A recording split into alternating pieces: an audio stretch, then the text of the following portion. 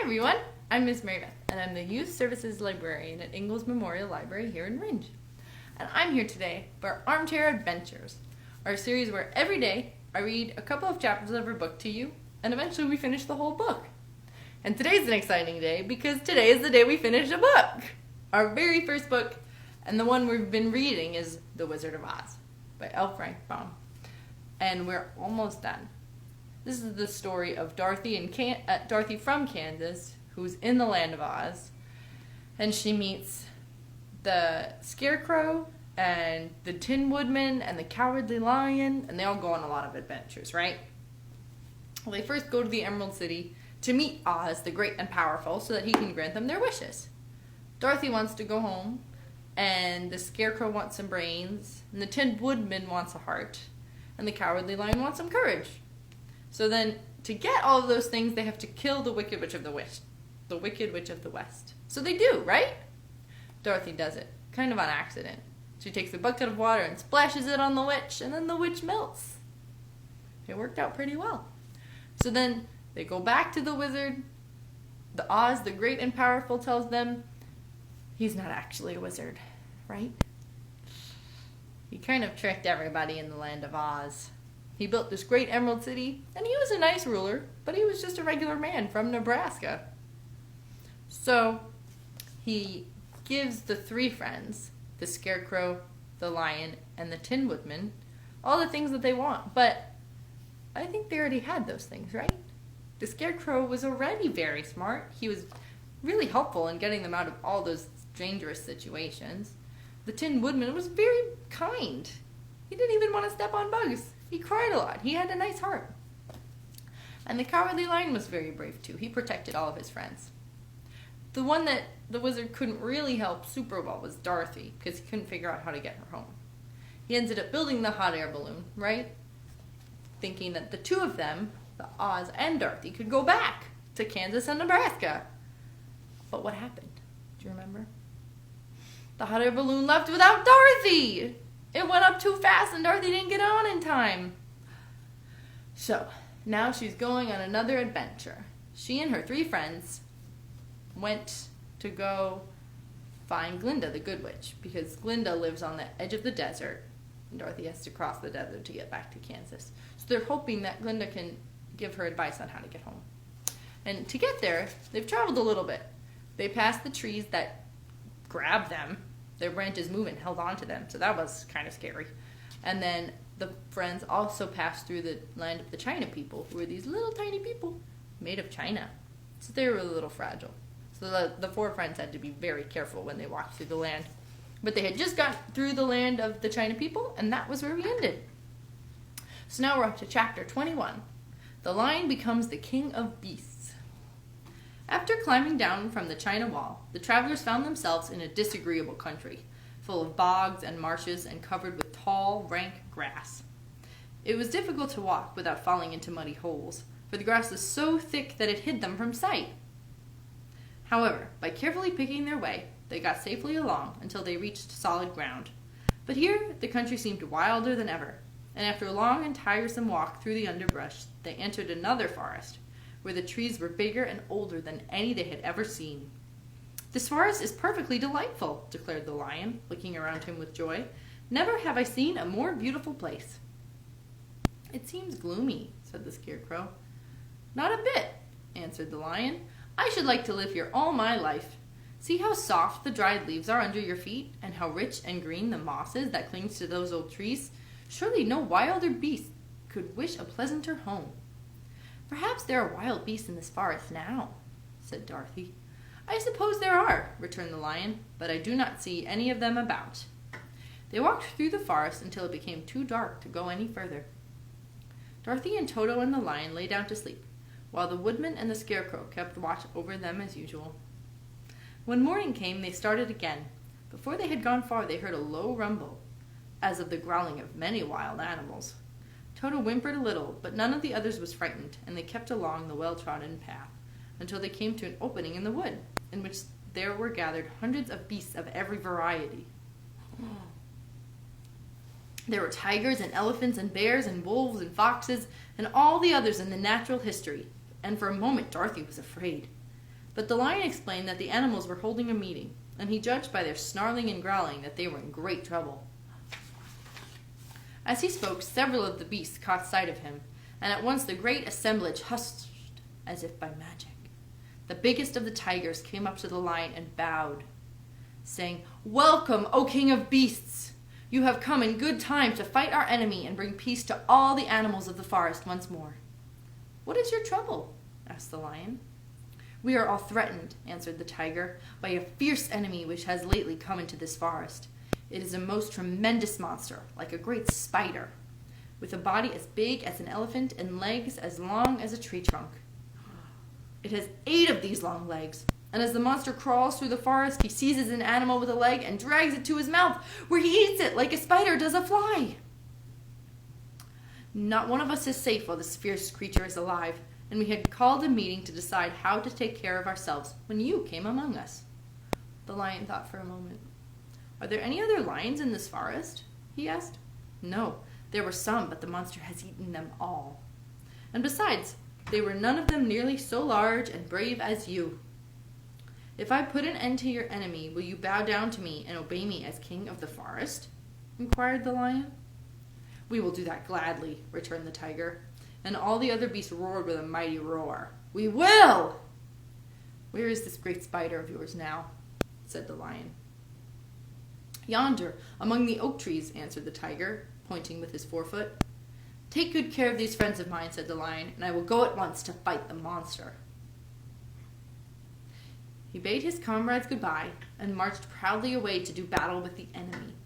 The great spider was lying asleep when the lion found him, and it looked so ugly that its foe turned up its nose in disgust.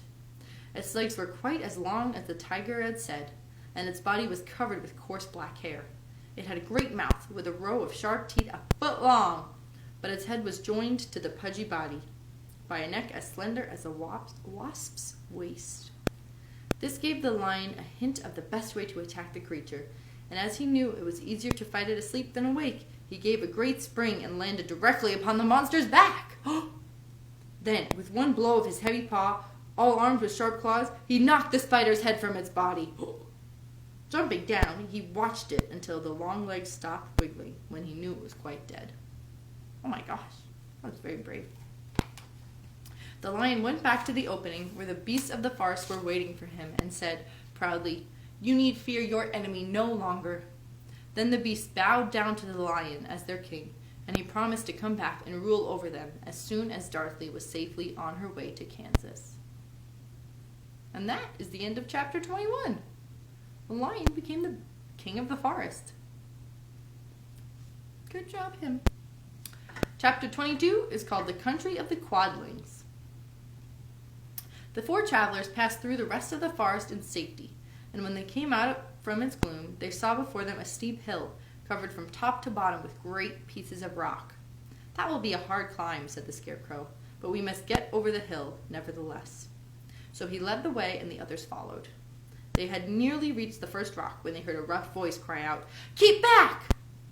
"Who are you?" asked the Scarecrow. Then a head showed itself over the rock, and the same voice said, "This hill belongs to us, and we don't allow anyone to cross it." "But we must cross it," said the Scarecrow. "We're going to the country of the Quadlings."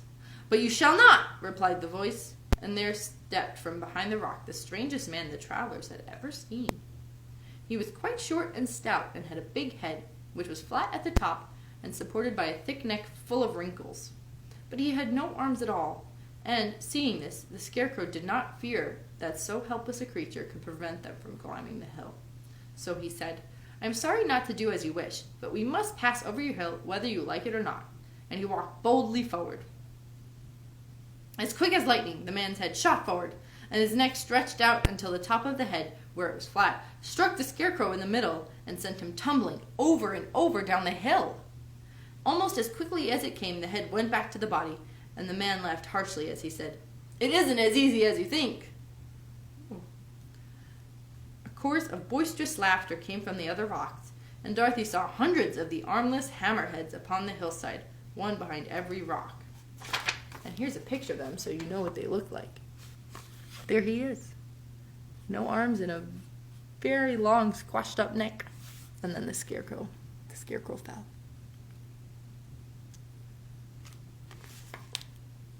The lion became quite angry at the laughter caused by the Scarecrow's mishap, and, giving a loud roar that echoes like thunder, he dashed up the hill. Again, a head shot swiftly out, and the great lion went rolling down the hill as if he had been struck by a cannonball. Dorothy ran down and helped the Scarecrow to his feet, and the lion came up to her, feeling rather bruised and sore, and said, "It is useless to fight people with shooting heads. No one can withstand them." "What can we do, then?" she asked. "Call the winged monkeys," suggested the Tin Woodman. "You still have the right to command them once more." "Very well," she answered, and putting on the golden cap, she uttered the magic words. The monkeys were as prompt as ever, and in a few moments the entire band stood before her. "What are your commands?" inquired the King of the Monkey. "Carry us over the hill to the country of the Quadlings," answered the girl. "It shall be done," said the king, and at once the winged monkeys caught the 4 travelers and Toto up in their arms and flew away with them. As they passed over the hill, the hammerheads yelled with vexation and shot their heads high in the air, but they could not reach the winged monkeys, which carried Dorothy and her comrades safely over the hill and set them down in the beautiful country of the Quadlings. "This is the last time you can summon us," said the leader to Dorothy, "so goodbye and good luck to you." "Goodbye and thank you very much," returned Dorothy, and the monkeys rose into the air and were out of sight in a twinkling. The country of the Quadlings seemed rich and happy. There was field upon field of ripening grain, with well-paved roads running between, and pretty rippling brooks with strong bridges across them. The fences and houses and bridges were all painted bright red, just as they had been painted yellow in the country of the Winkies and blue in the country of the Munchkins. The Quadlings themselves, who were short and fat and looked chubby and good-natured, were dressed all in red, which showed bright against the green grass and the yellowing grain. The monkeys had set them down near a farmhouse, and the 4 travelers walked up to it and knocked at the door. It was opened by the farmer's wife, and when Dorothy asked for something to eat, the woman gave them all a good dinner, with 3 kinds of cake and 4 kinds of cookies, and a bowl of milk for Toto. That sounds like a delicious dinner. "How far is it to the castle of Glinda?" asked Dorothy. "It is not a great way," answered the farmer's wife. "Take the road to the south, and you will soon reach it." Thanking the good woman, they started afresh, and walked by the fields and across the pretty bridges, until they saw before them a very beautiful castle. Before the gates were 3 young girls, dressed in handsome red uniforms, trimmed with gold braid. And as Dorothy approached, one of them said to her, "Why have you come to the South Country?" "To see the good witch who rules here," she answered. "Will you take me to her?" "Let me have your name, and I will ask Glinda if she will receive you." They told her who they were, and the good soldier went into the castle. After a few moments, she came back to say that Dorothy and the others were to be admitted at once. And that is the end of Chapter 22. Chapter 23 is called Glinda Grants Dorothy's Wish. Before they went to see Glinda, however, they were taken to a room of the castle, where Dorothy washed her face and combed her hair, and the lion shook the dust out of his mane, and the Scarecrow patted himself into his best shape, and the Woodman polished his tin and oiled his joints. When they were all quite presentable, they followed the soldier girl into a big room where the witch Glinda sat upon a throne of rubies. She was both beautiful and young to their eyes. Her hair was a rich red in color and fell in flowing ringlets over her shoulders. Her dress was pure white, but her eyes were blue, and they looked kindly upon the little girl. "What can I do for you, my child?" she asked. Dorothy told the witch all her story, how the cyclone had brought her to the land of Oz, how she had found her companions, and of the wonderful adventures they had met with. "My greatest wish now," she added, "is to get back to Kansas, for Aunt Em will surely think something dreadful has happened to me, and that will make her put on mourning. And unless the crops are better this year than they were last year, I am sure Uncle Henry cannot afford it." Glinda leaned forward and kissed the sweet, upturned face of the loving little girl. "Bless your dear heart," she said. "I'm sure I can tell you of a way to get back to Kansas." Then she added, "But if I do, you must give me the golden cap." "Willingly," exclaimed Dorothy. "Indeed, it is of no use to me now, and when you have it you can command the winged monkeys 3 times. "And I think I shall need their service just those 3 times, answered Glinda, smiling. Dorothy then gave her the golden cap, and the witch said to the Scarecrow, "What will you do when Dorothy has left us?" "I will return to the Emerald City," he replied, "for Oz has made me its ruler and the people like me. The only thing that worries me is how to cross the Hill of the Hammerheads. By means of the golden cap, I shall command the winged monkeys to carry you to the gates of the Emerald City, said Glinda, for it would be a shame to deprive the people of so wonderful a ruler. That's really nice. Am I really wonderful? Asked the Scarecrow. You are unusual, replied Glinda. Turning to the Tin Woodman, she asked, what will become of you when Dorothy leaves this country? He leaned on his axe and he thought for a moment.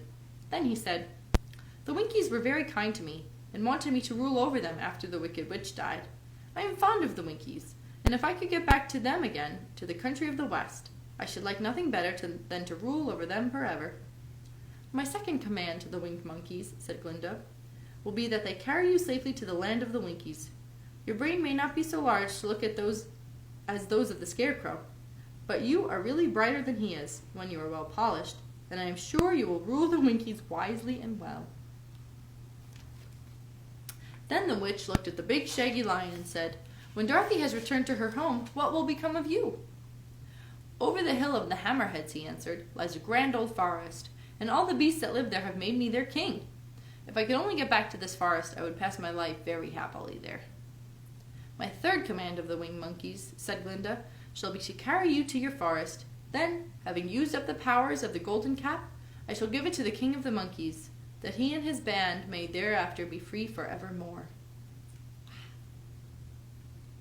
The Scarecrow and the Tin Woodman and the Lion now thanked the Good Witch earnestly for her kindness, and Dorothy exclaimed, you are certainly as good as you are beautiful, but you have not yet told me how to get back to Kansas. Your silver shoes will carry you over the desert, replied Glinda. If you had known their power, you could have gone back to your Aunt Em the very first day you came to this country. But then I should not have had my wonderful brains, cried the Scarecrow. I might still have passed my whole life in the farmer's cornfield. And I should not have had my lovely heart, said the Tin Woodman. I might have stood and rested in that forest till the end of the world. And I should have lived a coward forever, declared the Lion, and no beast in all the forest would have had a good word to say to me. This is all true, said Dorothy, and I am glad that I was of use to these good friends. But now that each of them has had what he desired most, and each is happy in having a kingdom to rule beside, I think I should like to go back to Kansas. The silver shoes, said the Good Witch, have wonderful powers, and one of the most curious things about them is that they can carry you to any place in the world in 3 steps, and each step will be made in the wink of an eye. All you have to do is knock the heels together 3 times and command the shoes to carry you wherever you wish to go. If that is so, said the child, I will ask them to carry me back to Kansas at once. She threw her arms around the lion's neck and kissed him, patting his big head tenderly. Then she kissed the Tin Woodman, who was weeping in a way that was most dangerous to his joints. But she hugged the soft, stuffed body of the Scarecrow in her arms instead of kissing his painted face, and found she was crying herself at this sorrowful parting from her loving comrades. Glinda the Good stepped down from her ruby throne to give the girl a goodbye kiss, and Dorothy thanked her for all the kindness she had shown to her friends and herself. Dorothy now took Toto up solemnly in her arms, and, having said one last goodbye, she clapped the heels of her shoes together 3 times, saying, "Take me home to Aunt Em!" And instantly she was whirling through the air so swiftly that all she could see or feel was the wind whistling past her ears. The silver shoes took but 3 steps, and then she stopped so suddenly that she rolled over upon the grass several times before she knew where she was. At length, however, she sat up and looked about her. "Good gracious!" she cried, for she was sitting on the broad Kansas prairie, and just before her was the new farmhouse Uncle Henry built after the cyclone had carried away the old one. Uncle Henry was milking the cows in the barnyard, and Toto had jumped out of her arms and was running toward the barn, barking joyously. Dorothy stood up and found she was in her stocking feet, for the silver shoes had fallen off in her flight through the air and were lost forever in the desert. And that was the end of chapter 23. Chapter 24 is called Home Again. Aunt Em had just come out of the house to water the cabbages when she looked up and saw Dorothy running towards her. "My darling child!" she cried, folding the little girl in her arms and covering her face with kisses. "Where in the world did you come from?" "From the land of Oz," said Dorothy, seriously. "And here is Toto, too. And oh, Aunt Em, I'm so glad to be home again." The end. That's the end of The Wizard of Oz. We read the whole thing together. What did you think? Did you like it? I did. I liked how Dorothy helped all of her friends and they all helped her. And their lives were all changed for the better because they met Dorothy. And I think that's really nice to think about all of the good things that we can do for our friends and all the ways that we help each other. Especially now. It's good to help each other and stick together. And I like that they stuck together the entire story. Even at the end when Dorothy could have just gone on her own to find Glinda, all of her 3 friends wanted to be with her and make sure that she got home safely. I really like that. I like that story a lot. Did you? I hope so. Thanks for reading the whole thing with me. Starting on Monday, we'll read a new book. So I'm very excited to start our next Armchair Adventures. I'll see you on Monday. Thanks for reading with me.